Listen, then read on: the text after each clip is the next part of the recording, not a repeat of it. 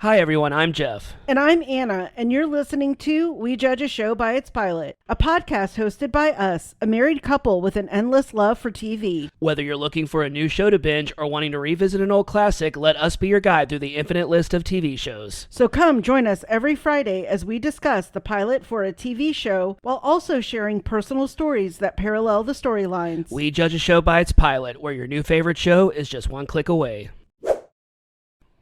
Hello everyone, welcome back to our pod. Happy Friday! Happy Friday. We are recording on a Friday, I am editing on a Friday, and we are uploading it today. If it's good enough for Lauren Norris, it's good enough for us. It's a triple threat. Hey, Yes. Lauren Norris, we love you. She had an endo flare. She did. And Lauren Norris Yeah. is one of our fave YouTubers. We Yes. love Lauren and Willard. Willard. Even though they both they like Alabama and Auburn. We'll excuse that. That's where they're from. They can't help it. They were born this way. But so Jeff has started modeling his uploading models after Lauren. Well, and I always stressed out, and originally I was always stressing out, being like, God, I can't believe I'm editing the day it's coming out. And then this girl, Lauren Norris, who you introduced me to, who I'm not gonna lie, I kind of rolled my eyes when you were like showing it to me at first, but now that she's out of college, she was college sorority girl, right? And that's how you originally discovered her, and because of all of her sorority stuff. And then once she graduated and moved to New York, I'm like, okay, I'm interested in her stuff now.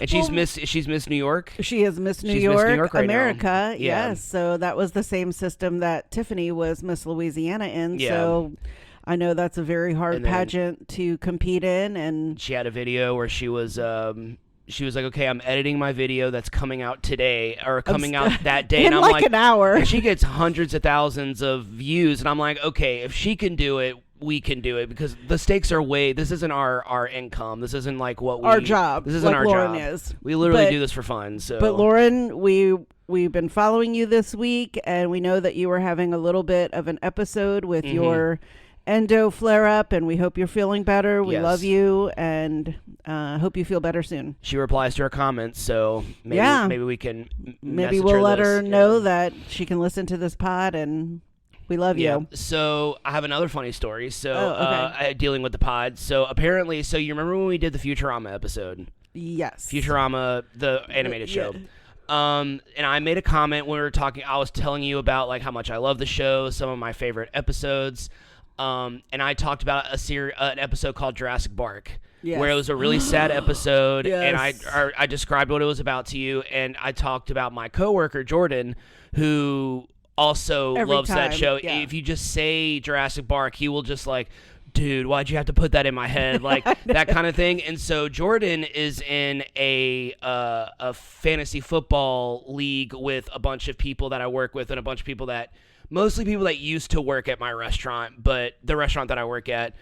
So Nick Peroni, fan of the pod, whenever Jordan was pissing him off in the group chat, he listened to the Futurama episode, and he just wrote, Jordan, Jurassic Park.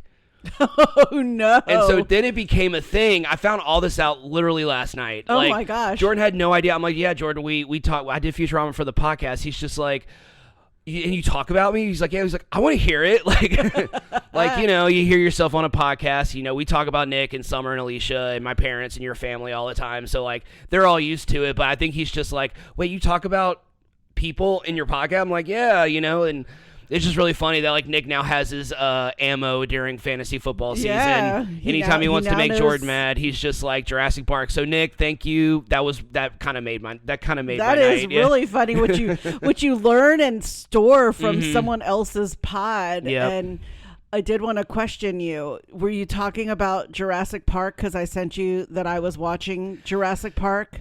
No, I'm trying to remember how it came up. Because I sent you that picture. It came up, yes. It came up last night. No, not because of that. But yeah, it came up last night because Matt and Kevin were talking about it one Sunday, and they were asking me what Jurassic Park was. Oh. And I'm just like, at first I thought they were saying Jurassic Park. I'm like, y'all know what Jurassic Park is. And then they're like, no, Jurassic Park, something that Nick said to Jordan. And I was just like, well, it's an episode of Futurama. And they're like, that's the name of the show. And I was like, yeah. And then I think Wesley and Damien kind of chimed in. They're like, oh no, that's a really sad. I'm really glad to have my younger millennials and Gen Zers helping me out with this, because I'm just like, Yes, they know what I'm talking about. So then we randomly brought it up because we were talking about Futurama. We talk about TV shows and movies a lot. Well, you might have been talking about it because of the football game last night. Yes. And so we and then I mentioned it to, I was like, yeah, apparently they were asking me about Jurassic Park, and then Jordan told me the story that Nick will just say that to him sometimes just to like piss him off. And I'm just like, it's just so funny because there are just these, it's so funny how these specific moments in TV and movies just like trigger an emotion.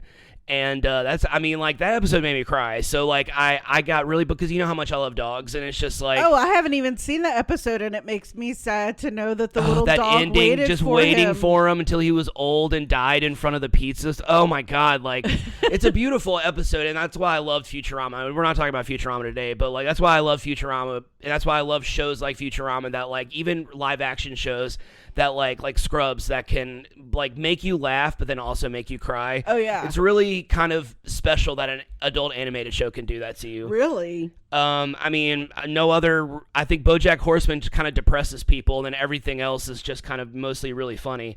All right, so we are in November, and we are doing our first episode of November, which is TV shows with first names in the title.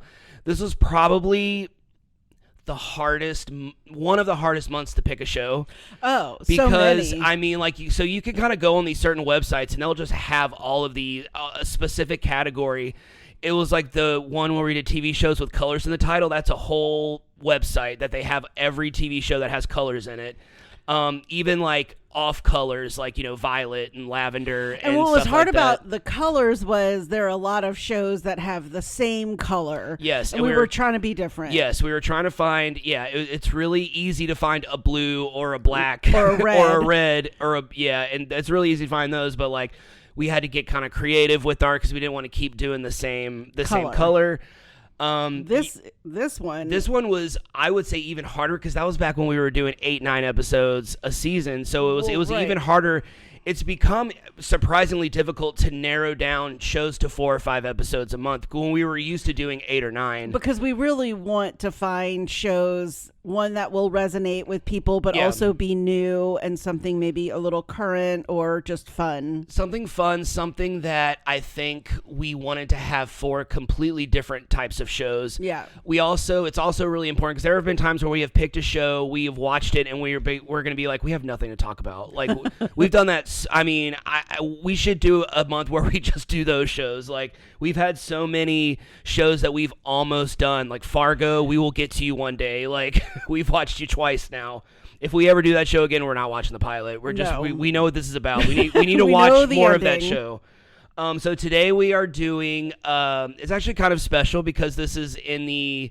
What was the last episode that we did? Are You the One? In the Are You the One episode, we talk about 2 shows that we're doing that are going to be like full circle moments. Yes. And that this is one of those today. We'll get into that in a second. But today we are doing an American sitcom that neither one of us had ever watched before, but I always knew it existed. I think you did too. We are doing According to Jim, which kind of aired during that era of like, anytime you went on TBS or TNT or USA, you would find According to Jim, King of Queens, Yes Dear, Everybody Loves Raymond. Still Standing. Still Standing. That era of sitcom. Still Standing, such a good show. We'll do that one day. But yeah, like it just kind of during that era where American family sitcoms, this is kind of like the last real era of like traditional family sitcoms with like a laugh track or a live audience, whichever one they're claiming they have. And like kind of the same like situational comedies, which is what sitcom stands for. Sitcoms are very different now, and we'll get into that in a little bit. But for now, let's get into some episode and series information. I didn't have a lot written down because it's a traditional sitcom. According to Jim, pilot. According to Jim was an American sitcom that aired on ABC from October 3rd, 2001 to June 2nd, 2009 for 8 seasons and a total of 182 episodes. The series was created by Tracy Newman and Jonathan Stark. Newman and Stark were writing partners who had previously worked together on Cheers, The Nanny, and The Drew Carey Show. Set in Chicago, According to Jim, revolves around the titular character Jim, a happy-go-lucky suburban dad and husband, navigating life with his wife Cheryl and his 3 kids, Ruby, Grace, and Kyle. The series stars Jim Belushi as Jim, a Chicago native who loves the Blues, the Bulls, the Bears, and the Cubs. The Bears. Jim tends to get himself into sticky situations due to his slacker sensibilities and frugal lifestyle. Courtney Thorne-Smith plays Jim's wife, Cheryl, like any other traditional American sitcom. Sitcom wife, sorry. Sitcom wife. Cheryl is the exact opposite of Jim, pragmatic, patient, and responsible. Kimberly Williams Paisley plays Dana, Cheryl's sister. So random. I know. And no, she was, I'm trying to think, like, was this off of the heels of, like, the bride, Father of the Bride movies? I think that was a few years after. Well, that's what I'm saying. Yeah. Like, it was. We all knew who she was at this point in time. I mean, that's what I think she was famous for. But she was more famous at the time for movies. Right. Dana is a successful businesswoman known for being a hard worker and very protective of her sister. Larry Joe Campbell plays Andy, Cheryl's younger brother. Although Andy is very intelligent, he is a bit of a slacker. He works as an architect for Jim's construction company, and the two are close friends. Even though Andy is the brother of Cheryl and Dana, he tends to side with Jim on most things. Taylor Italian plays Ruby, Jim and Cheryl's oldest child. Billy Bruno plays Gracie, the middle child, and Connor Rayburn plays Kyle, the youngest. Several well-known celebrities came in as recurring or guest stars, including Dan Aykroyd, Jane Lynch, Chris Elliott, Brad Paisley, Mike Ditka, Julie Newmar, and George Takei. Despite having many famous guest appearances and lasting 8 seasons, according to Jim, often gets lumped into the many family sitcoms that came out in the 90s and 2000s. The series didn't exactly offer anything new and followed a very familiar formula: goofy husband, rational wife, kids with little to no character development, and each episode had some silly or redundant storyline. Fans of the series often praise it for being more relatable than other sitcoms and for having likable, realistic characters, and that it never took itself too seriously. You can currently watch the entire series on Prime Video. What's really funny is right before we recorded, we a lot of times Ann and I will our way of kind of warming up before we record is we'll just kind of start talking about like what we're going to talk about, and then sometimes we start having a conversation. We're like, okay, yeah. I just need to hit record. Because this is what we do in real life when we're not recording. But we were talking about the questions that we have, and we were talking about American traditional sitcoms. And without even looking at this, you were like, "Yeah, the funny, goofy husband." And I'm like, look at this part right here. I wrote that same exact thing, and you like read it. I read it to you, and you were like, "That's exactly what you were about to say." Yeah. But yeah, we'll talk about what we thought of the sitcom when we're kind of reading the plot summary and after we're done. But before we watched it, I was kind of in the, is this just going to be another King of Queens? Is this just going to be another Everybody Loves Raymond? In a lot of ways it is, but I see what fans of the show are saying, that it did feel a little different. Not just because of the cast, but because of, there is something very charming about it. There is something very cute about it, but you could probably say that about most sitcoms, at least the good ones that lasted as long as this one did. Well, I'm going to say, I don't know if I watched enough of it to know that. There was absolutely nothing wrong with it. Yeah.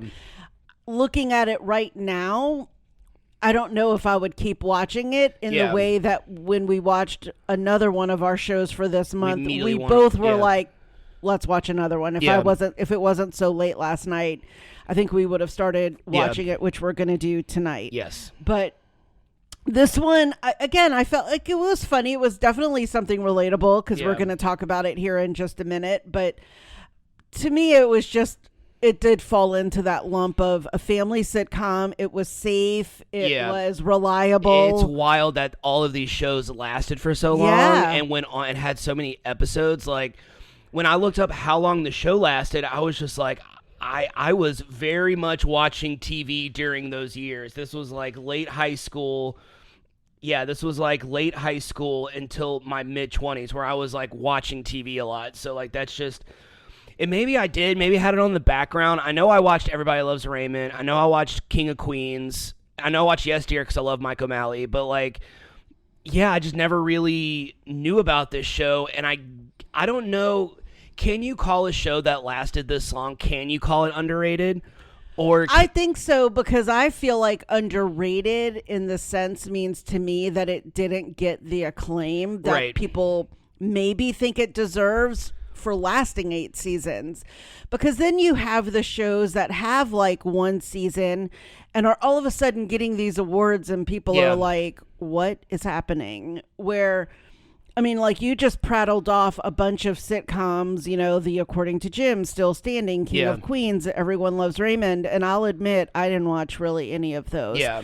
I mean, I guess maybe in my older age, because in 2001, I was in Seattle at this point, and I was watching TV because that we still had network television. You're too busy watching Red Shoe Diaries. You I was perv. probably that, or, you know, Sex in the City and stuff. And this was like right after 9/11. Yeah. So, but literally, I feel like literally a month. I feel that it could be underrated because I mean, I feel like a show that lasted 8 seasons in the early 2000s, that's pretty amazing. Yeah. I mean, especially for, you know, working actors and actresses to last 8 seasons on a show is pretty amazing. We'll talk about that here in just a second when you talk about CTS. Let's talk about our full circle moment. So this was actually unintentional when I originally picked the shows for this month. So I tried to get a traditional sitcom type into each month because I mean that is such a huge part of TV and TV history. I think TV was kind of founded on sitcoms, and that's what made TV as popular as it was, especially I mean for like scripted TV shows. I mean, you have like the very beginnings of like I Love Lucy and Leave It to Beaver and Dennis the Menace. You kind of have all these like old school sitcoms that really kind of built a foundation for what sitcoms became. And like people really didn't reinvent the wheel. Like they really kind of kept doing the same thing. But I did not realize that when we decided to do According to Jim and I looked up the cast, had no recollection of Courtney Thorne Smith being on the show. I knew Jim Belushi was in it. I knew Larry Joe Campbell was in it because I love him. Larry Joe Campbell, he's like a favorite comedic actor of mine. He's just so effortlessly funny. But I realized that Courtney Thorne Smith was on this series, and I'm just like, is this going to be the third Courtney Thorne Smith show that we do? And when I looked it up, I got to give that woman some credit. From 1992 until 2009, she was on a long-running TV show. Yeah. And all three of them were completely different. So she was on in 1992 until whenever Ally McBeal premiered. It was like 97. Was Ally McBeal 96, 97? Yes, because I was So she left Melrose Place to do Ally McBeal, which became a very popular, successful show. Yes. And then when Ally McBeal ended, or when she left the show, I don't know which one happened first, she did According to Jim, which lasted for 8 seasons. And that's just like kind of incredible. From 1992 until 2009, she was regularly working. And then in 2010, I didn't even know this because I didn't watch the show. In 2010, she had a recurring role on 2.5 Men for 5 years, and she was on like 50-something episodes. Oh, wow. So technically from 1992 to 2015, she was regularly working in TV, which is like kind of unheard of, like kind of very special. And I don't mean like unsuccessfully. Like she was on 4 very successful shows, mega hits, and she started from the beginning with 3 of them. So it's just kind of like, it's very impressive that like she was able to accomplish that. And like what I hear from every actor that's been on a podcast, it's like you make movies to become famous, you do TV to make money. And like that, I did not know that. I don't know how exactly that works, but like I guess because you get like a regular paycheck for 8 years, and the residuals for 8 years, whereas in a movie you just get one lump sum and that's kind of it. And so I mean, like I just think that's really cool. I didn't really know that about her until like I saw it all on paper. So that is our first full circle moment we're going to have this month, our first of 2, which the second one was a little bit more intentional once I saw the title, and I was like, oh, well, we have to do this because we've already done 2 other shows in this universe. I don't know if that show is canon. We'll find out when we do the show, when we do the episode. I would also like to give Courtney Thorne Smith another little brief shout out because she is also very special. to us because Lucas was the first movie we watched upstairs in the movie room together after we made it. One of our favorite movies. Both of one of our favorite movies. I love her. I always felt like, she got a raw deal. Yeah. Hey, she was with Charlie Sheen in that movie, and that's Two and a Half Men. That's kind of funny. I didn't think about that. But, I think she joined when after he left. No. I think she was still on there when he was on there. I don't know. I never really watched Two and a Half Men, so I watched episodes here and there. So Courtney Thorne-Smith, you rule. You rule. We love you. You're beautiful, and we've slacked off on listening to Still the Place. Yeah. We were listening to that pretty religiously. We so many podcasts. I don't know if that podcast is still going. I bet it is. Is it still? I mean, maybe I don't follow it on my on my podcast stuff anymore. I had to kind of unfollow some because I was just getting notifications constantly all the time. Yeah, because I follow so many podcasts. I'm like, okay, I haven't listened to that in a while, and I'll just unfollow, and I'll get back to it when I can. Okay, so I have another question, but we can get into that because that's specifically for the episode. Okay.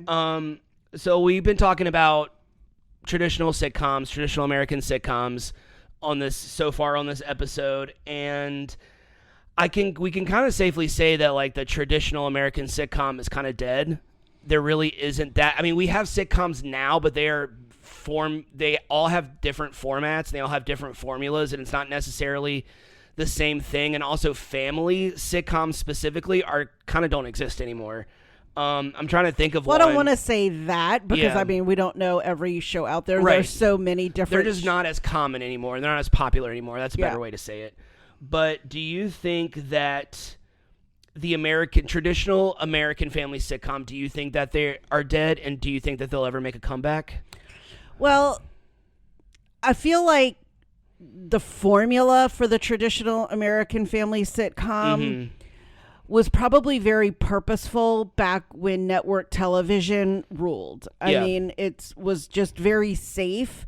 You had all of your the TV rules of what you could say, cursing, sexually explicit.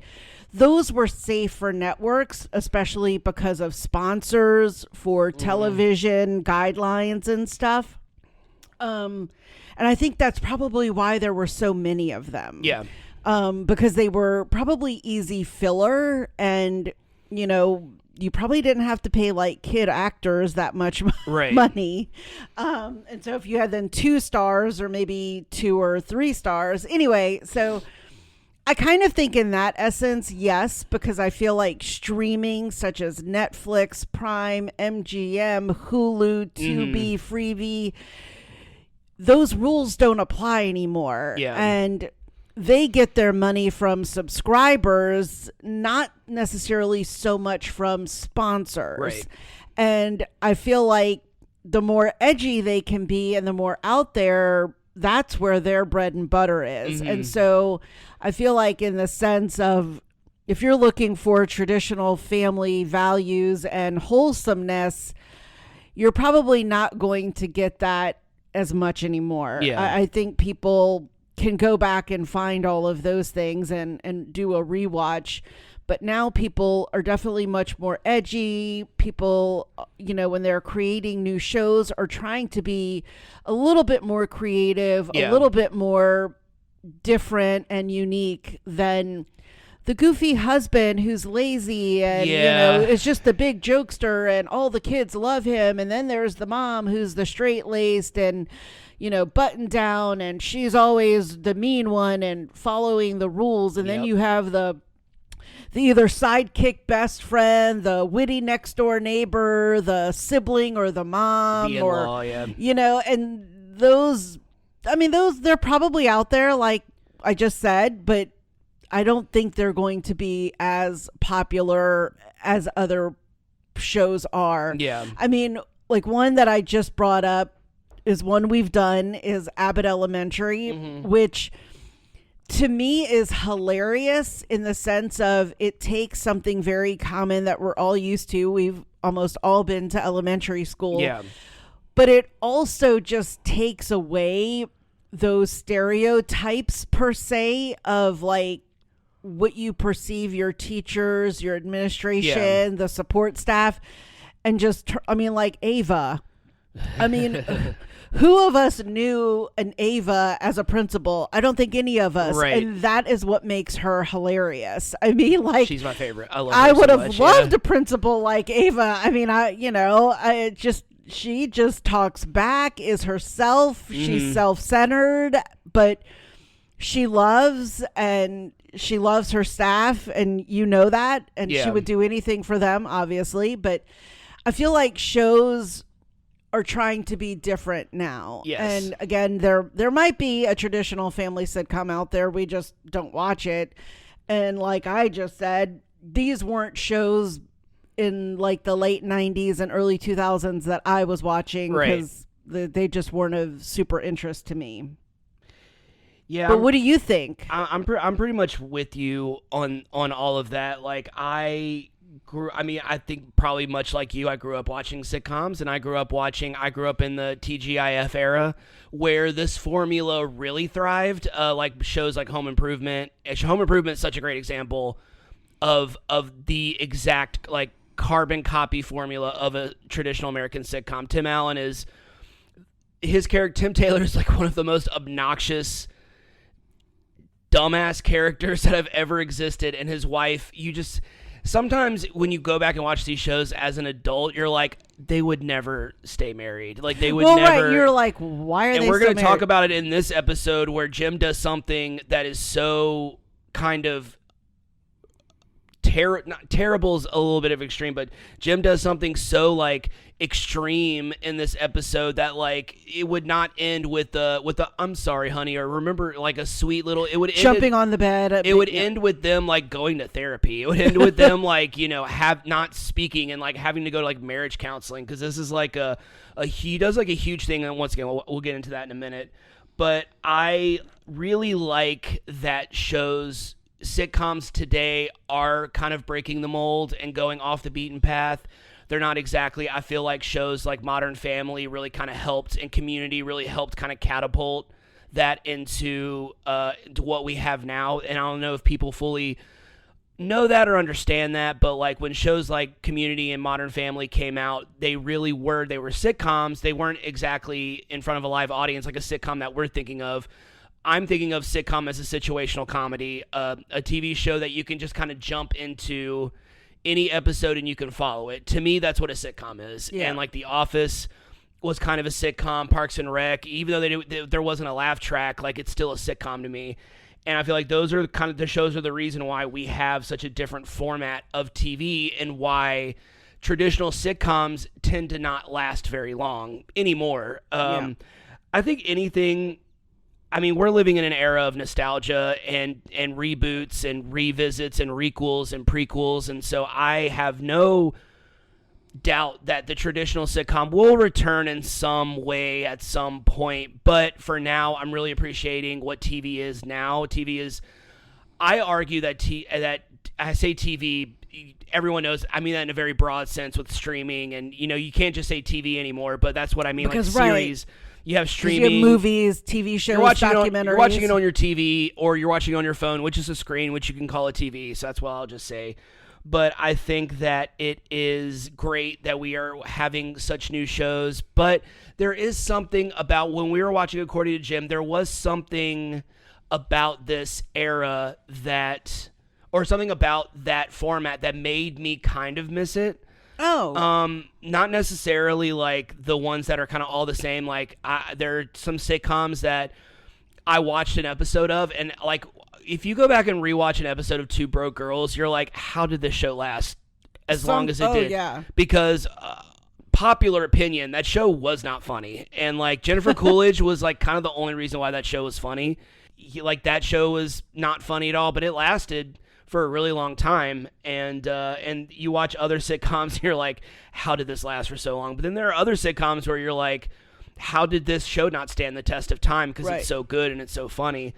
But yeah, I think eventually it'll make its comeback. I don't think it's going to be anytime soon, but I think that for now I'm appreciating what TV is and how they are trying to not be a traditional formula, and they're trying to be different. But yeah, that's how I feel about it. All right, so I think I don't know. Like I said, I don't know what you can call underrated anymore. I don't know what is underrated anymore because I feel like there is a fan base for everything now. Oh yeah, especially now with Reddit. Streaming being available, and there's a subreddit for everything. There's a subreddit for every single TV show, and I think that it is really hard to say what is underrated. So I think for my next question, I think we should just kind of define underrated as a show that just didn't, despite how long it ran or how short of a run it was, it didn't receive the love that it should have. Maybe didn't receive the accolades. Maybe it was overshadowed by another show that was on at the time. I know with I'm Dying Up Here, that show was very much. I know that show was more drama though. We'll do that. Yes, we'll do that, and that's kind of why I use that as an example because I knew neither one of us was going to have it on our list. Just a show that was really good and just didn't get the love that it deserved. So we can do a back and forth. Yeah, let's do a back and forth. So what do you consider to be an underrated sitcom? Now, sitcom can mean just situational comedy. It doesn't have to be like a laugh track, a single camera, multi-camera, just a situational comedy.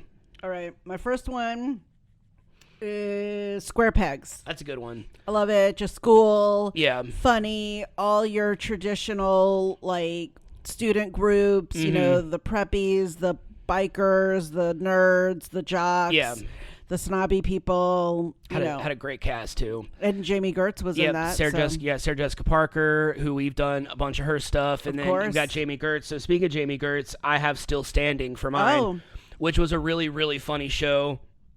A really funny sitcom. I forgot who played her husband, but it was just about, and what I loved about Still Standing was that it was so different in that it was about two kind of like metalheads that grew up and became suburban parents. And so like there are all these like kind of snippets because they seem like very conservative cookie cutter type family, but then there's an episode where they're like dressed in all black and they have like their glow sticks and they're going to Ozfest, and it's just kind of like, it's you just kind of forget that. And I think with what I loved about Still Standing was when it came out, I was very much into like my punk metal kind of wardrobe. Did they ever do an episode where she dresses like she did in The Lost Boys? That would have been epic. That would have been great. I don't know. It's been a really long time since I've seen it, but she's been in so many random things.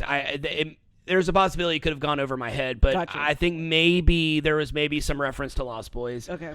But yeah, that's one of mine. So what's another one of yours? I will kind of go in order of age, and my next one is It's a Living. Oh, okay. It's the story about the waitresses, and they work at a restaurant in like a tower at the top of a building, and it was mostly women, and so that's I think one that I loved. I also, for some insane reason, I think being a waitress when I was that little was glamorous. Oh, yeah. I don't know where I got that from. Maybe the restaurant was kind of glamorous, and so I thought that. Yeah. But I thought it was really funny, and it was a good, funny show. Yeah, you showed me, I think, the first episode of that one time, and I thought it was really cute. Any kind of show having to do with, like, the restaurant industry, I'm all for it.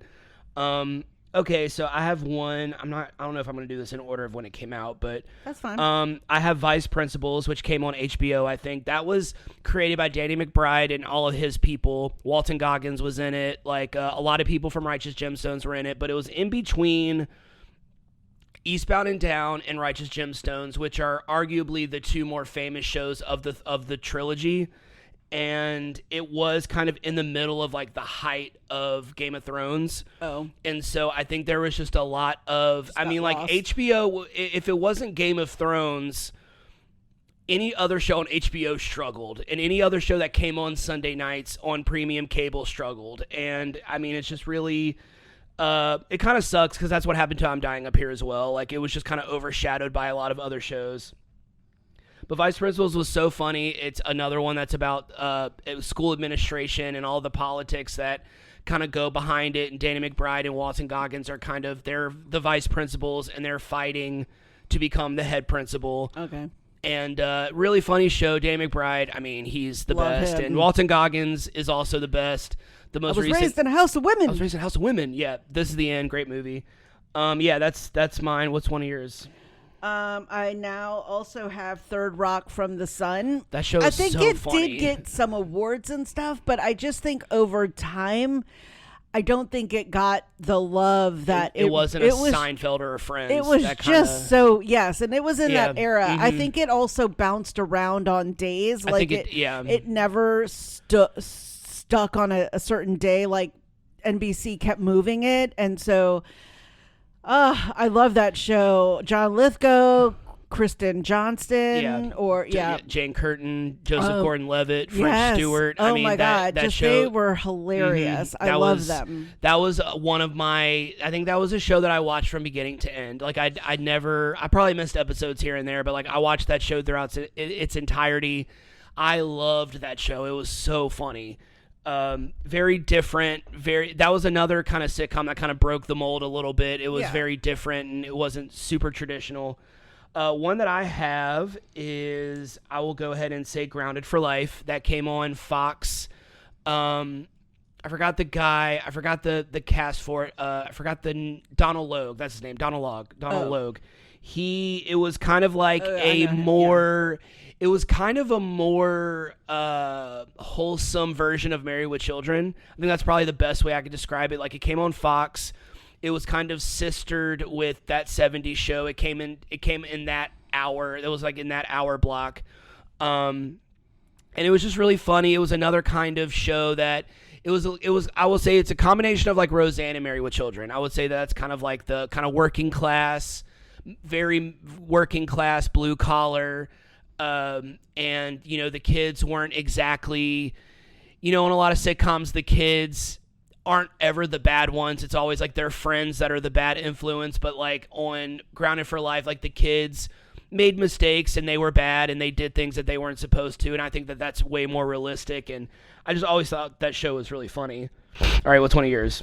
One of my next ones is kind of competing with not competing with, but they're in the same genre. I'm going to say two, Just Shoot Me and News Radio. Oh, those are great shows. I think they were just, again, they were great. They were funny. They were really just great niche comedy shows. And News Radio, obviously, that was the one with Phil Hartman. I think, obviously, when he was murdered, it kind of like went down after that. Just Shoot Me, I think, just ran its like run of seasons, and so, but again, I think they were just really good, and I think they just got overlooked by other juggernauts at the time. You're talking your Mad About You's, Friends, I don't want to say like suddenly Susan and Caroline in the City, because I think those two they tried to be juggernauts and they didn't really work. So I have a show called Undeclared, which was about first year college students, and it came out when I was like a junior in high school. So I was like, oh, is this what college is going to be like that kind of whole setup. It was kind of the post Freaks and Geeks. So Freaks and Geeks got canceled. And then Judd Apatow created Undeclared, and it was like Jay Baruchel, Seth Rogen was in it, Monica Keena, Jason Segel. It's basically like a lot of like Freaks and Geeks people kind of went onto this show. It was another show that only lasted one season. It's gotten a lot of love over the years, but it definitely, like, at the time, I felt like I was the only person that watched it. Like, it was one of those kind of shows. And I loved it. It made me, I mean, obviously I didn't go to college. I didn't go traditional college. I went to community college, but it made me be like, is this what living in a dorm is like? And they had, of course, it was like the Sex Lives of College Girls dorm, where it was just like so nice.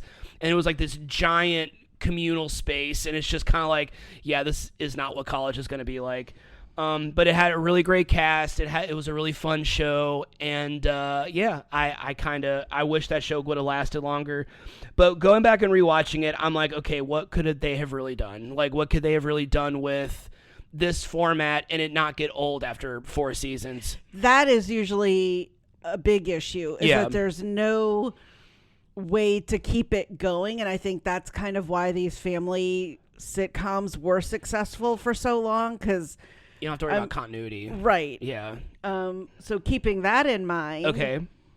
and kind of in the same vein, I had Boston Common. It was only on 2 seasons. Okay. And I forgot the names of the actors. I was pulling it up.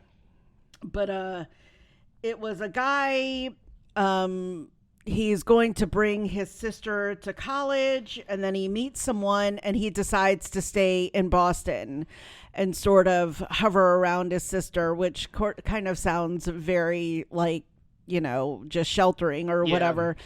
But it was really funny. I remember the episodes, and again, it just, I can see how it didn't go beyond 2 seasons, because it was kind of like, okay, after 2 years, how much can you hover over your sister while she's in college and keep track of what she was doing? Traylor Howard is in it.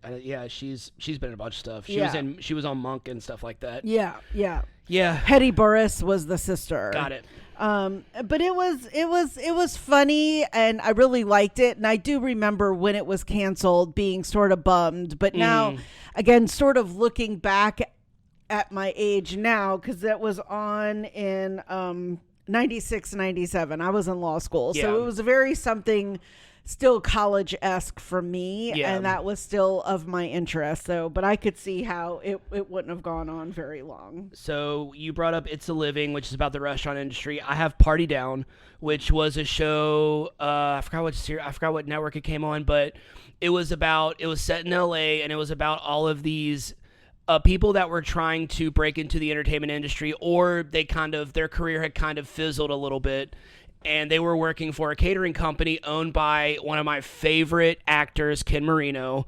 Oh my gosh, this was so funny. He just speaks and I just start laughing. He's just one of those people. Like, he's just so good with like his inflections and stuff. And he plays a character that like really kind of surprised me, because he's just kind of a very Michael Scott type character. And it's Adam Scott's first big thing, which I loved. Jane Lynch and Megan Mullally, Lizzie Kaplan, Ryan Hansen. It had Martin Starr. It had this amazing cast, and it was one of those shows that like didn't catch on until it was over. It was a lot like Schitt's Creek, where like it didn't catch on until like the last season, and it became this huge cult classic. And they did a reboot of it, and I never watched it. I should at some point. Did you watch Party Down? No, but I think you and I watched an episode or two. Yeah. So such a funny show, and working in the restaurant industry more than half of my life, I always relate to it, even if it's not the most realistic thing, because Party Down was supposed to be like they're tending to like bougie LA people, which is a whole other breed of, do you have diet water, like those kind of people, like like those kind of people that are just very bougie and don't live in reality. And I think Adam Scott plays like a once popular actor who now his career has kind of fizzled out. And then you have someone like Jane Lynch, who's like, she's in her 40s and she's still trying to make it, to have a big break, like that kind of juxtaposition. And then Kim Marino's just happy owning a catering company. But yeah, that's Party Down. That's another show we'll probably do at some point, and we'll have to rewatch it because it wasn't a long. Yeah, we could do a whole Adam Scott. Oh yeah, he's had a great run. Yeah. And then my last one that I have on my list is a show you introduced me to, and that is Happy Endings. Oh, that is like the definition of an underrated sitcom. Oh my God. It was so hilarious. A show that just like it was just up against like New Girl and How I Met Your Mother and Big Bang Theory, and everyone was just like, oh, it's just they're just trying to be friends. Yeah. They're just trying to be friends. And I'm like, no, How I Met Your Mother was trying to be friends. This is a whole other thing. But I understand and see the comparison. They even make a joke about it on the show on Happy Endings, where they compare themselves to a Friends character, the Valentine's Day episode, your favorite episode. So I had 2 more, but one I'll just kind of leave off. It was Clone High.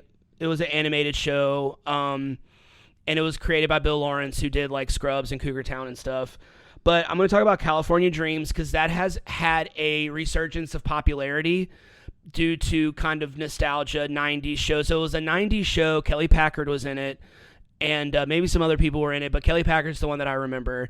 And it was just about a band, and they were called California Dreams, and it was just a sitcom where they just so happened to be in a band, so that kind of revolved around everything. But it was really just like a teen sitcom kind of thing, like a Saturday morning Saved by the Bell type show. Okay, yeah. Kind of the same era. And yeah, it was just a really good show. I liked it because, I mean, you know, I love music, and it's just it was just a really good show, very wholesome, very sweet. They had a whole, of course, like every other teen show, they had like a cigarette episode where one of the characters gets addicted to cigarettes in like one day. Smoking. And in one day he's addicted to cigarettes, and the whole episode it's like, quit smoking, Save Jake, quit smoking. And then finally, like, someone close to him gets like lung cancer. He's like, okay, I'm gonna quit smoking. Like, it's one of those kind of things. But great show, cute show. I don't know if I would if ever. you're addicted to smoking, call 1-800-SMOKE. You know, it was at the end of that. You know, you know, if someone you know is in trouble with tobacco, you know, one of those things. All right, let's get into this plot summary, and then I only have one question for the actual episode. 21 minutes. I mean, like 22-minute episodes. It's really kind of hard to get a lot of questions out of that unless it's a loaded episode. But I managed to get. We've talked about so much on this podcast that like it's kind of hard. It's also kind of hard to like to come up with questions that we haven't talked about. Although we continue to do it and we continue to surprise ourselves, we have yet to run out of stories. So we have a lot of them. We both have lived a life. All right, let's get into this plot summary, and then at some point I will ask you a question. It might be kind of like a multiple question thing because I have a few with it, but okay. Okay. All right, according to Jim, plot summary. Okay, so we have our cold open, which is what they are called before the opening credits. Jim is sitting in his recliner reading the newspaper when his wife Cheryl walks into the living room. She's confused because Jim said he was going to play with his daughters outside, with their daughters outside. Jim says they're playing Frozen Guy, which means the girls play outside while Jim is frozen inside. And anytime the girls come inside, then he gets more frozen. I think that's like what it is. So they have to stay outside so he can thaw out. Cheryl says this is the same as Hammock Guy, which is basically like, no, it's basically the opposite, where he sits in his hammock while the girls play inside. When the girls come inside, Jim starts acting like he's frozen, and it's getting worse now that the girls are inside, so they run back outside, which I have to admit, it's pretty funny, pretty clever. But then even better, Jim then asks Cheryl what's for dinner. She says she is playing Frozen Gal and is going to sit her ass down on the couch and read the paper with him.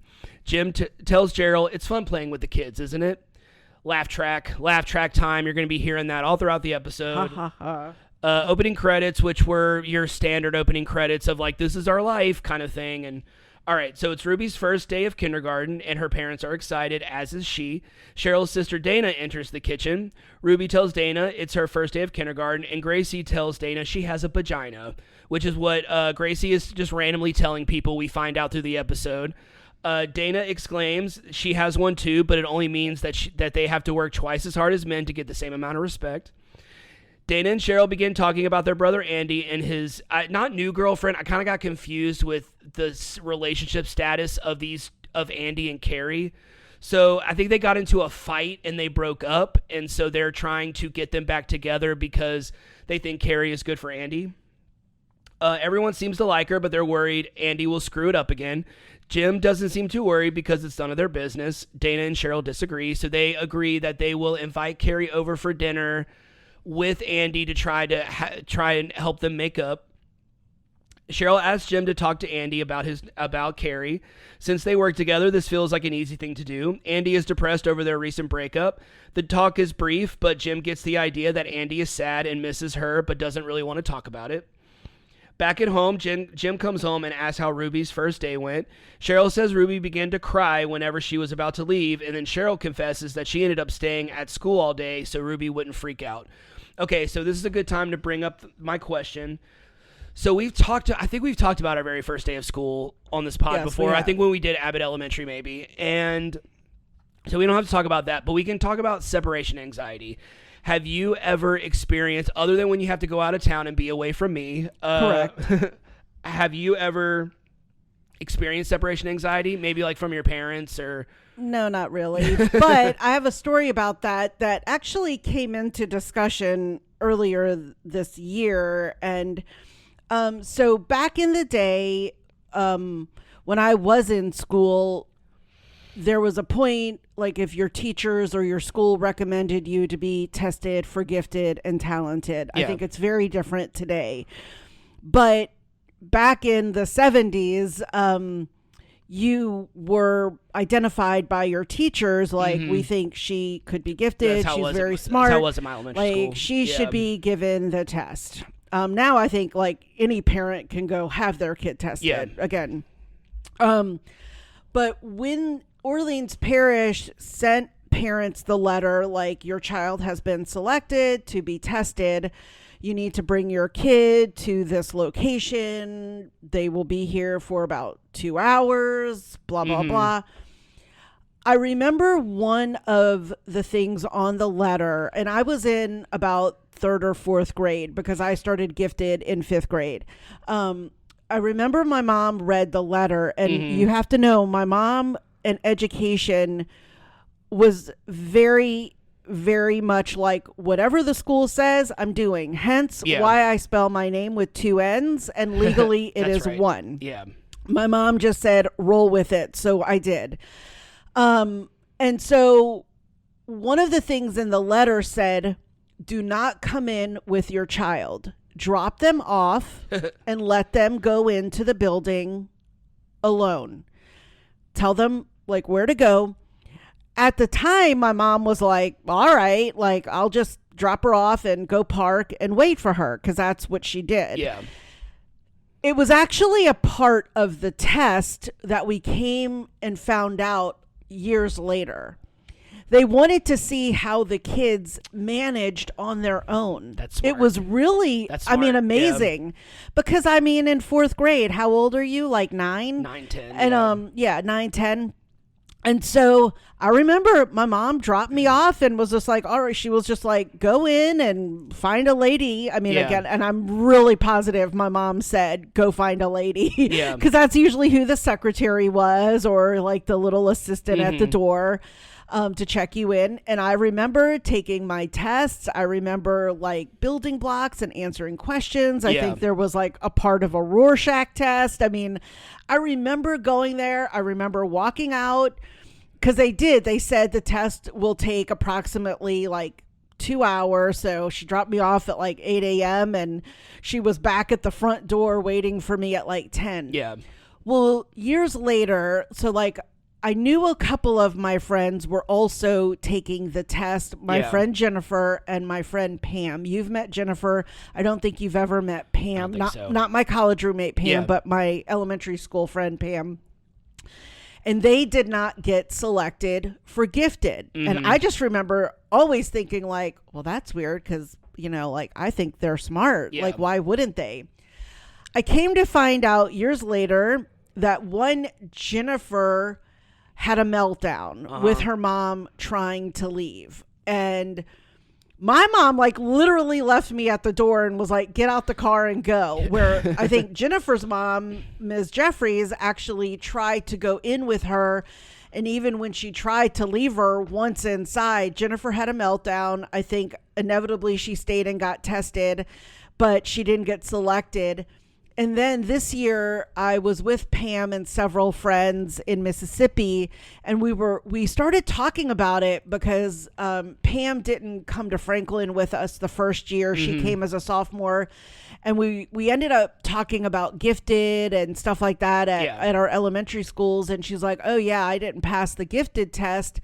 She's just like, I just knew I wasn't going to do well because, I started crying when my mom left and all of this. And I was like, oh, and she was like, what? And I said, I always wondered why you didn't get gifted, because if there was anyone, I thought it would have been you.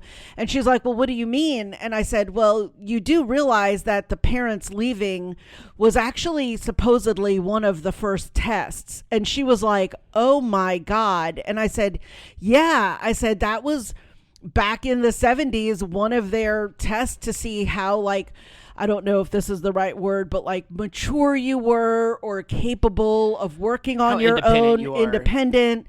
And she said, oh yeah, she goes, I full on melted down. I was screaming, crying. And I was just like, and I look back and I was just like, and I didn't say this to her at the time because obviously this is our 9, 10-year-old selves. I mean, we're still little and dependent on our parents, of course. But I just was always wondering, like, what made that happen? Yeah. Like I mean, it wasn't that they were bringing us to a torture chamber. It was literally like the school board building. Yeah. So I, in my mind, I felt like I was just going to school, which, I love. You love, yeah. And I knew this was something very important. My mom actually drove me. I mean, we usually took the bus places if we were going downtown, but like my mom was made sure we were there on time. And I knew my mom had maybe told me that I needed to pay attention or whatever. But it was really interesting that two of my friends who I was just really back in the day shocked that they did not get into gifted, finding out that they both had meltdowns. Yeah. And that was actually part of the test back in the day, which is kind of ironic because now we see all the kids that are attached to their parents and their parents are attached to them. And there's a term for it now. There are terms: trailing, helicoptering, all of those. And trailing is the new one I heard. It's definitely a new generation. I mean, there will be people that look back and people tell me like, oh, you were probably ADHD or whatever. And I'm like, who knows? Probably I was. But I mean, I'm glad I wasn't labeled that, because I think back in the 70s or 80s, it wasn't a great thing. Now, obviously, there are a lot of resources and support for that. But yeah, it was funny reading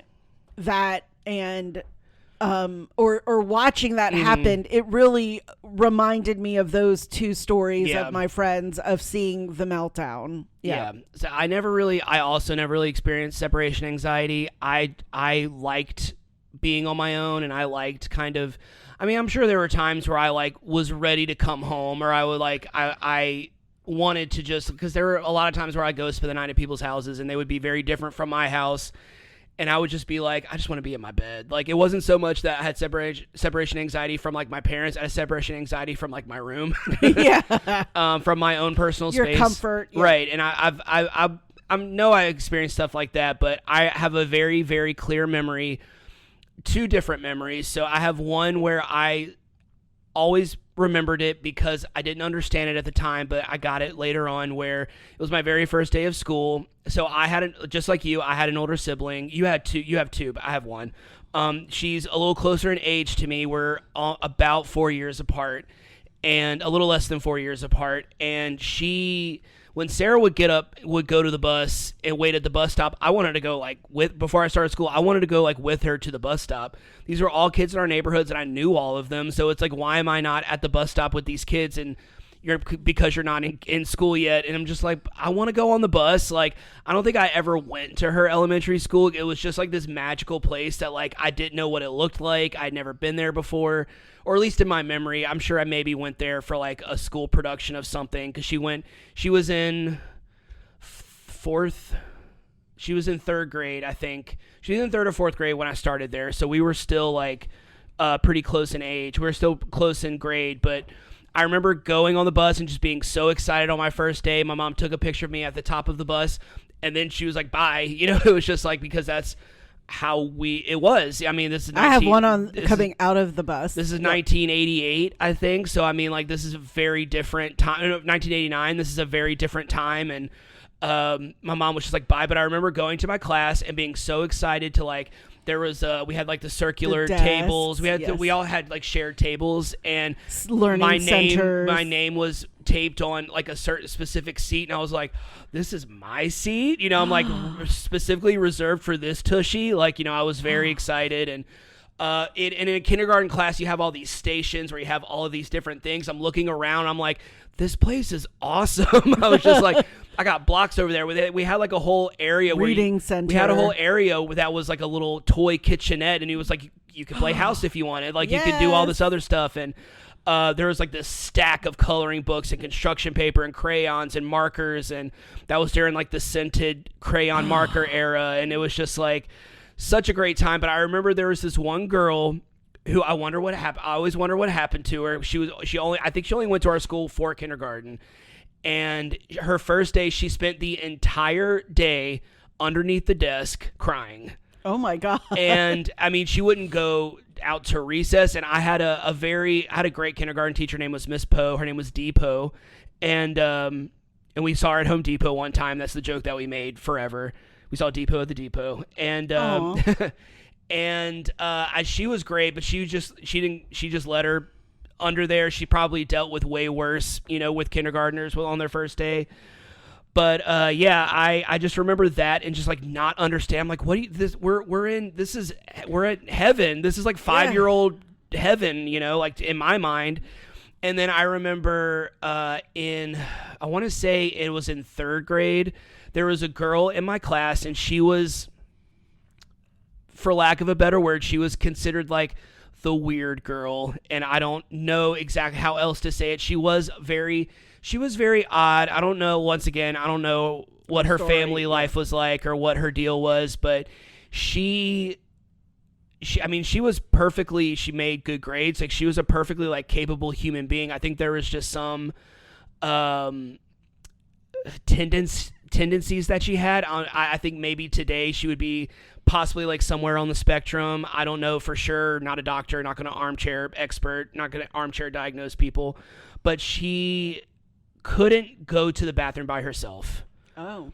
And she was so afraid of going to the bathroom by herself that she would like pee herself, and she would like, and it was very like, I don't think we ever had anyone like that. And it was very odd. And so it came to a point to where her mother would just be outside of our classroom, and she would like poke her head in like every now and then and be like, do you need to go to the bathroom?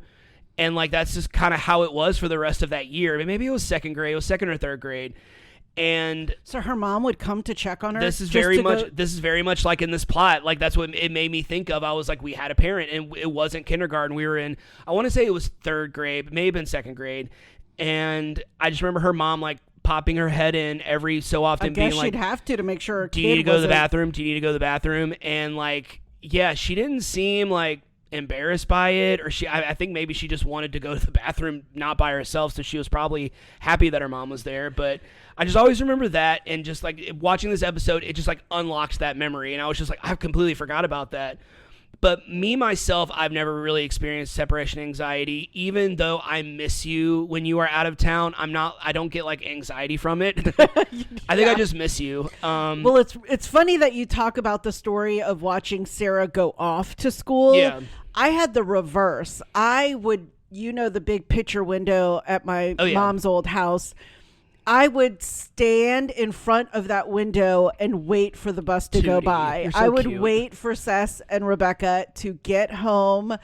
Mostly probably Rebecca, because Sess was probably in like high school. It's 8 and 10. That's the year difference. It's 7 and 10. 7 and 10. About 7 and 10. Okay, yeah. So by the time you were old enough to kind of know, she was probably in like 5th or 6th grade. Yeah. And so I would be like, my mom would be arguing with me to go down for a nap, and I would be like, I want to wait for Sess and Becca to come home, and I want to see the bus. I don't know what I thought the bus was. I was like, I just want to see the bus. You thought it was going to take off like the DeLorean. Yeah. And so I think, I had that feeling of like they were doing stuff I wasn't able to do yet. Yeah. But I did have a crier in about, I think it was 3rd grade. She was like a new student, and her mom would drop her off, like bring her to the classroom, where even if your parents dropped you off at school, most of them dropped you off at like the gate and the walkway, and you would walk to your room. Like, her mom would park and bring her to our room, and I'm like, okay, that's like half the problem. But like, she would cry and scream, and I remember Mrs. Johnson, my 3rd grade teacher, grabbed That's like my 2nd grade teacher's name. Would grab like a couple of us and be like, please try to talk to Stephanie, like make friends with her. And the mom bringing her probably lasted like a week, and I get it. If I was never really the new student, because I went to all of my schools with a lot of my same friends from kindergarten to high school, so I never even moved. In high school with Ben Franklin. Yes, that one became some from the West Bank, and then I met a bunch of new people. So that high school, we were all new. Yeah. But anyway, so Yeah, those were some of the stories when we were watching this, the whole separation. I was like, yeah, I never dealt really with that, particularly with school, even college. I was like, bye, Mom. Yeah, I remember at Parkview, because Parkview was such a majority of the students had known each other since pre-K. When I started there in fourth grade, and in each kind of specifically fourth, fifth, and sixth grade, because that was the elementary school, there would be the parents that would like physically bring their kid to class, like the new kids, and they would physically bring their kids to class, and that school was like so, I don't know if it's changed or not, but when I went there, it was very snobby. It was very, I've talked about it before. I'm not going to talk about it again, but like maybe I will again on another pod, but it's not related to this. But like the kids were so like cliquey at that school that like us previous new kids took it upon ourselves to acclimate the new kids and be like, hey, we were in the same position you were. That's how I met a lot of my friends that way, because I didn't have a bunch of friends at Parkview. So like I had friends, but like anytime there was a new kid that was in my class, I would like make an effort to like talk to them. There was one, Robert Morgan, who became one of my best friends. So I mean, like it worked out for me. Fifth and sixth grade, I think he left after sixth grade, and it was just like I always kind of took it upon myself. But yeah, I have a very clear memory of, because we didn't have buses. We had our parents drove us, or, we carpooled with like other families and parents and stuff and other kids. And I have a very clear memory of parents being physically dropping their kid off at the class. And my mom did not do that. My mom worked, and my dad, I mean, not that these parents don't work, but like my mom had a very much like, I have to be at work at this time, and so that's why my sister like got, as soon as my sister turned 15, she got her license, because that's when the driving law was 15. She got her license and her car. She was like, "You are the chauffeur now, because you are driving. Bye. You are driving Jeff and eventually Jeff and Tyler to school every day until you graduate." But yeah, so like you, never really experienced separation anxiety, but I witnessed it many a times. All right, back to the episode. So Cheryl's been staying at school with, just a quick recap. Cheryl's been staying at school with Ruby because Ruby is experiencing separation anxiety, which a little bit more common for this generation. I know this is probably like younger millennials, elder Gen Z, who are more familiar with this type of parental guidance of helicoptering and trailing. So a week has passed, and Cheryl is still staying at the school, which when that was revealed, I was like, what? First day, I get it, especially with your eldest kid and it's your first time dealing with it. I wouldn't do it, but I can see why you would do it. But after a week, I can't imagine the administration being like, lady, you got to get out of here. Right. This is 2001. Like, this is like when schools became more strict about like visitors being on campus and stuff like that.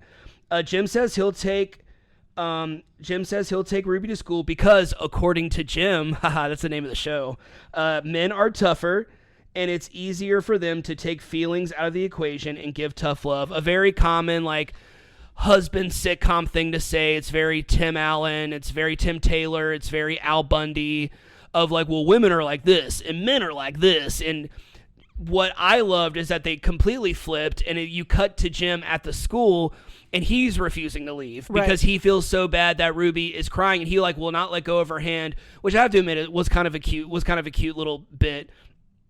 But he's refusing to leave, and he has to be physically removed by whoever from the school. But back at home, Cheryl is impressed with Jim. That is until Andy accidentally confesses that Jim didn't get to work until 3:30, 30 minutes after Ruby gets out of school. So the cat's out of the bag. Jim was all talk. He stayed at school with Ruby and kind of, proved that, men are just as emotional as women and just as, empathetic as women are. Dana wants to bust Jim, but Cheryl decides to play her own game, kind of the long game of trying to get him to confess without like kind of giving him enough hints. So while Jim is playing with the kids, they're playing Mummy, which was my favorite part of the episode. They're wrapping him up in toilet paper, and he's reading a book about how you mummify someone. So he's just like, you pull the brains out of the nose with tongs, check. He's just like kind of saying, it was really funny and really cute. Cheryl approaches Jim with a big grin, telling him how proud she is that he stuck to his guns. Jim tries to deflect, obviously doesn't want to confess that he stayed with Ruby all day, thinking that he got away with it.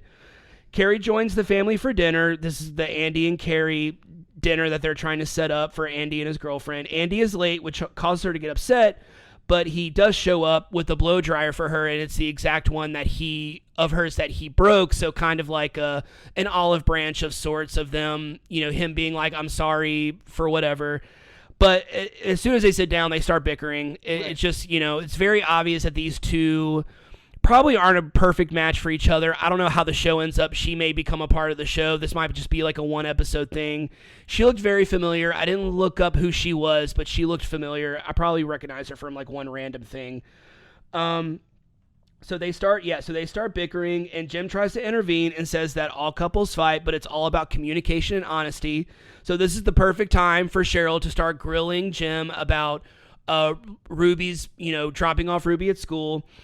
Jim, she finally calls him out, and Jim confesses, and everyone is enjoying their bickering. You kind of see everyone at the table kind of like hiding their smile because these two are, just bickering nonstop. And there's also this ongoing bickering about a time where Jim closed the car door on Cheryl, and Cheryl says, why would I tell you to close the car door on me when I'm trying to get out? He was like, I don't know, you told me, like that kind of whole bickering thing.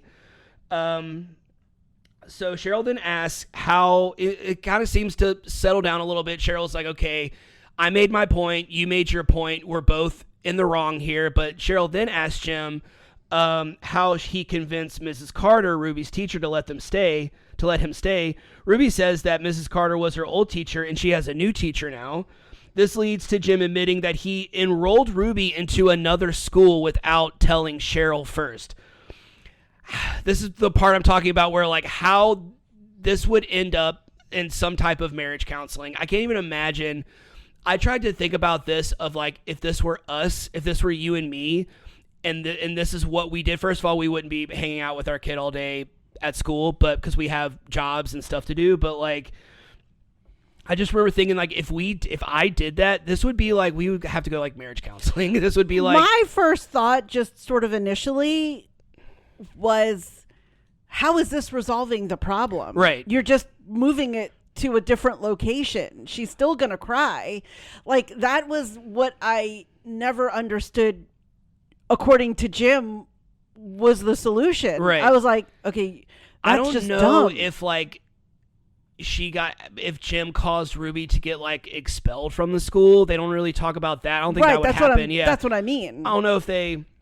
I mean, I paid attention to that the whole episode. I was typing the plot summary as I was watching it, so I was paying attention to the whole episode, and they didn't really give a sound reason. But yeah, so this leads to Jim admitting that he enrolled Ruby in another school without telling Cheryl. She's obviously enraged. Not only did Jim lie to her, but he got Ruby to lie to her as well. While tucking her in, Ruby asks Jim if Mommy is mad at her. Jim assures her that it's his fault, not hers. Jim sits down next to her and says that they are no longer going to stay with her at school. He quotes Rolling Stones and says you can't always get what you want, and part of growing up is being on your own. Jim tries to make up with Cheryl, who is not talking to him. He tries to make her laugh by taking off his shirt and slapping on his belly to a Spice Girls song. That part kind of made me laugh. Very sitcom dad. He finally confesses that he wanted to tell her that he switched schools but was afraid of her reaction. Cheryl reminds him that they are a team and they must be on the same page. They make up and start smooching and possibly start leading to some smushing. End of episode. So yeah, that's kind of my only gripe with this episode is like it just went from like an extreme kind of unexpectedly and an extreme that should have ended in more fighting and more disagreement. But overall, the show is very cute. I'll say cute is a good term for it. It is not, I'm going to be honest with you, it's not any different than any other sitcom I've ever watched, but if you like, it's pretty much like any other sitcom of this era. It's like if you like Jim Belushi, if you like Courtney Thorne-Smith, if you like Kimberly Williams-Paisley, then you'll probably like this show. It's kind of like with Everybody Loves Raymond or Still Standing. It's like if you like Ray Romano, you'll like Everybody Loves Raymond. If you like Jamie Gertz, you'll like Still Standing. Like that's just kind of how it goes. Because those, according to Jim and all those other sitcoms, don't really offer anything new. but I still would, I don't know if I would recommend this one.